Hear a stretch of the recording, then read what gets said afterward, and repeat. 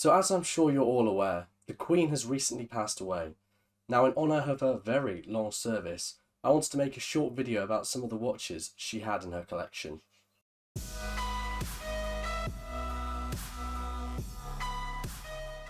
So one of the reasons this video is going to be quite a hard video to make is because the royals are not exactly out there saying what watches they're wearing.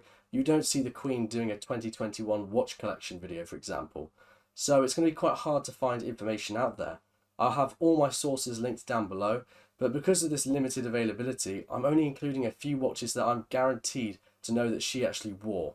So there's not going to be every watch in her collection, but only a handful in today's video. So starting off with number 1, we have the Patek Philippe Ellipse. This is the golden edition, and I think it's just a fantastic looking watch.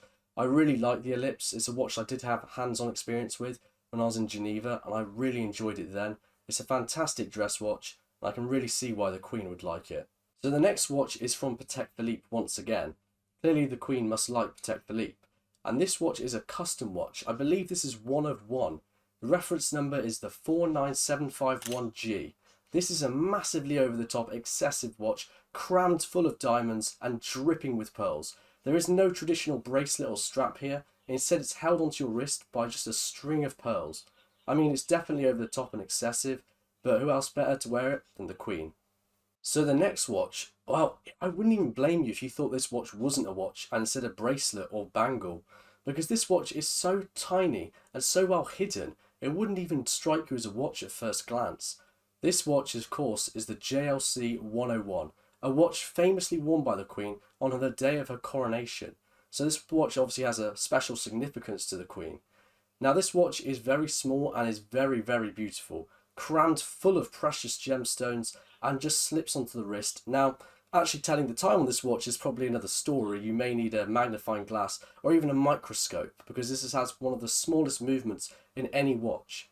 Very impressive regardless, and a pretty cool watch to have in your collection. So the last watch on this list is the Omega Lady Matic.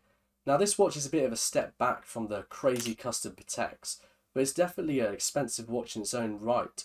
I mean, the second-hand market for these watches is roughly about £2 million. Crazy money.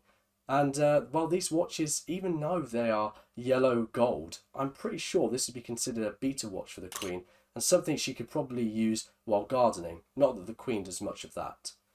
Either way, that's going to be my list for today. My favourite watch out of this list has got to be the Patek Philippe Ellipse. Let me know which watch you would pick down below in the comment section if you could have any one of these watches. Thank you ever so much for watching. I hope to see you in some more videos soon.